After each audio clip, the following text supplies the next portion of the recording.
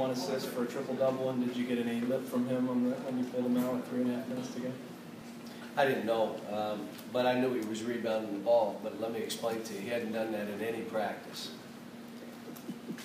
Like, it's a mistake that he did it, because if he doesn't rebound now, I'm going to be all over him. And I told Isaiah, 3 out of 4 from the foul line, I'm good, even if one's an air ball. You go 8 out of 10 and shoot 2 air balls, I'm good. I'm not going to say anything. They passed each other today, which was nice to see. Along those lines, what does that mean in a game that's so one-sided, that they shared the ball and didn't go for the fancy stuff too much? They, you know, again, to play as fast as we did and have 12 turnovers, and again, Jamal and Isaiah had 6 of them.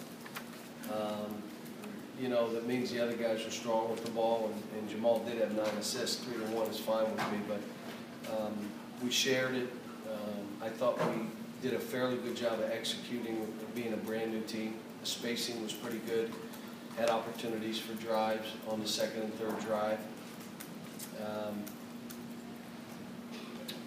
You know, it was, you know, again, Ottawa's a team we should be. We should be by a lot, but again, our numbers, the shooting percentages, the only thing that we didn't do well is shoot free throws. And what happened was you have a couple guys that go 0 for 2, 0 for 2, all of a sudden, you know, one for 3, one went 0 for 2, the other one 0 for 2, all of a sudden that's 1 for 7. Well, you're not going to shoot a real good percentage if 3 guys do that. But the rest of the guys, I think, did pretty good. Cal, does Alex have any sort of minutes limit early in the season to bring him off the bench? That's about what it was. I was trying to let him play through, but I kept telling him, I mean, he's got to stay in practice now, stay off the bike, and he's got to get into game shape. Like you saw him behind the action a bunch. Like catch it close, don't try to lay it in, try to dunk it. They missed the dunk. I don't really care, just try. Get yourself back. He is, I'm guessing 80% of where he needs to be for us to be good. But he's 80% and he's coming off the injury. I love the fact that the fans went crazy when he went in. You know, it lets them know, man, we're all here for you. We want you to do well. I thought Derek Willis did well. How about Derek Willis rebounding, blocking shots, and you know, I mean, he did well. We got to find that 8th guy right now. I think Charles was a little nervous, but did okay. But Derek and Charles, who becomes our 8th guy? Do we play a smaller team? I thought Isaac did a couple good things, but defensive rebounding, he didn't get any balls. And when you're that big, you got to go get some defensive rebounds. And what did you started with 3 guards? How did you feel like they performed together? It's good. They're unselfish. They're all skilled. They can attack the basket. You can play a little more random yet be organized. And again, we needed to press. And I know you look and say, well, we did it for 2 reasons: conditioning. I wanted us just to keep guys in and let them try to see where they are if we had to play a full game. Obviously not there yet. But the other press, I ran that press a little bit my first year here. Haven't really run it since, and I'd like to run it with this team, but we gave up too many.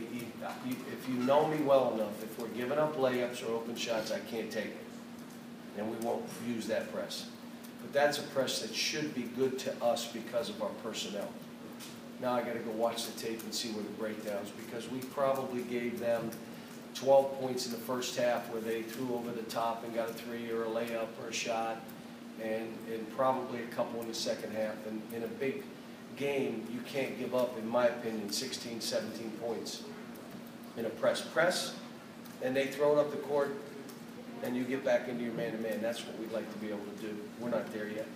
Kelly, you talked about sort of establishing what Lee is and what he gives you guys. Was it Marcus Lee? Was that good to see him have one of those bursts tonight where he goes, yeah, you know, he did some good stuff. Block? Yeah, he did some good stuff.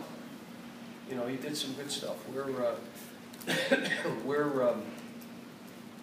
I just thought Scow, you know, you look at the numbers and say, well, you know, still I thought let go of the rope a few times. Had balls tipped from him, no reason. Had rebounds he should have had, he didn't grab. But he has made unbelievable strides. Believe me, he is way better than he was a month ago. But we have to see, I like Lee, Marcus, and Scott. You got two athletic, active guys, but you got to have some girth. I mean, someone's going to have to fight. But if our guards rebound the way we did today, we'll be fine. Jamal gets 12. And Tyler gets 4, and Isaiah gets 3. That's 17 rebounds amongst our guards. Or 19, I'm sorry. 19 rebounds.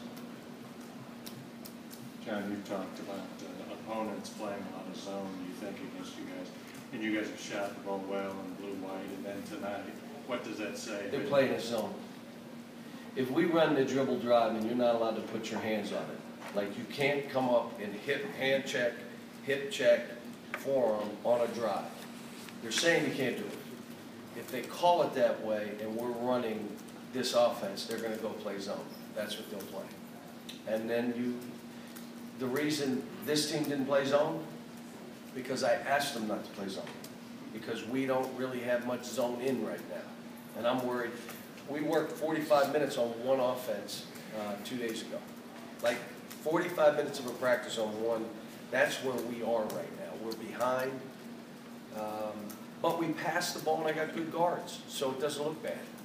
But believe me when I tell you, we're behind. Coach, back here, can you talk about Derek's overall performance? Is this the type of thing he's doing in practice that we don't see? Sometimes. Sometimes not. And what I'm trying to get from him is to understand rebound.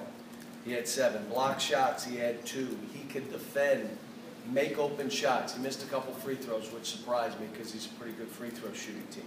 He's 5 for 6 around the goal. He's 6'9", 6'10".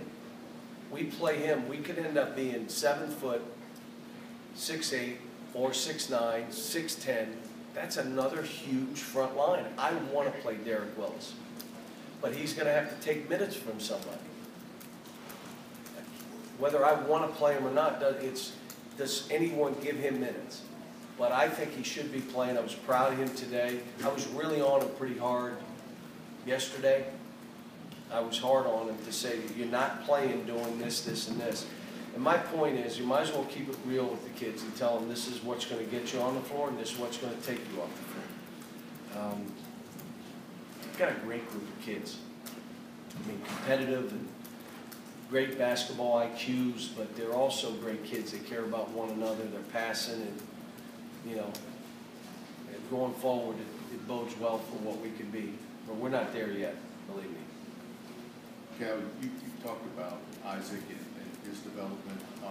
What did you like about his limited time on the floor tonight? Again, he's a skilled big man.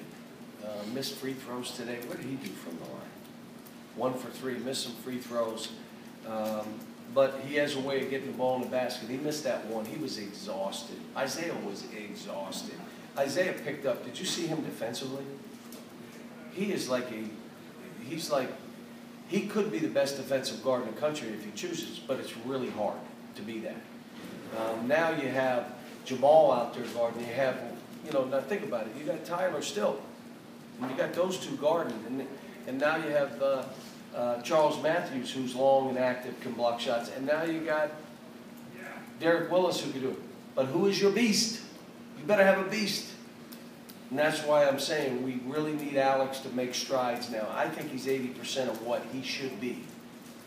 And I don't, he made some shots, don't care.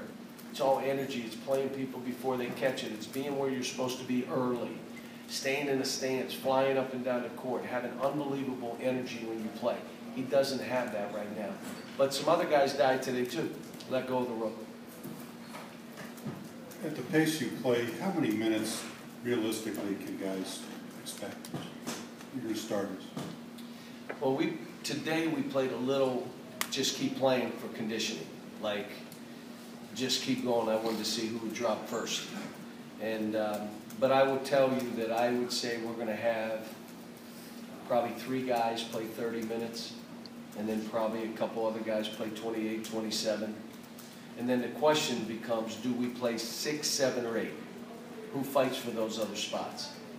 Do we get to 9? I don't know. Right now, If I went in and said, Tyler, you want to give up your minutes to anybody? No. Like, give 2 minutes up. No. Jamal, will you give up some of your minutes? Mm-mm. No, really, Jamal, give up 5. No. Isaiah, are you going to give up minutes? So, if guys deserve to be out there, that's what I'm going to do. Let me just say what was harder today. The great thing about the platoon, all right, go in. All right, you guys go in. 5 guys in, 5 guys. I didn't have to worry about who was this, who was doing that. If they, as a unit, didn't do well, we all saw it. You know what? Go get them. Now I'm like, how many minutes did he have? Back to the old, how many minutes has he been in there? How many, what you're asking, like, you can't keep guys in 7 straight minutes the way we're playing if we're going to press and run. But I have played guys, I think Brandon Knight played 37 minutes a game. I had 2 guards at UMass that played 38 and 39 minutes, Edgar Padilla, Carmelo Travieso. I'll do that. Oh, yeah. I will do that. Like, if someone else doesn't deserve to play, you're not playing. Earn your minutes. Boy, Thanks, that's everyone. mean. That it?